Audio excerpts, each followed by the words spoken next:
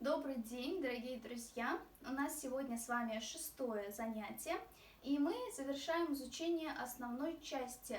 Сейчас я опять продемонстрирую, как должно быть. Очень жду ваши ответы, присылайте в WhatsApp в удобное для вас время. Так, быстрая часть.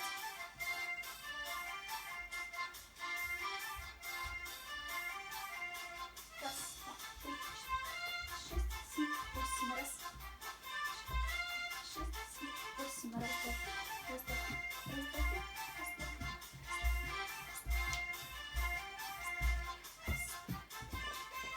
шесть, раз, два, четыре, раз, два,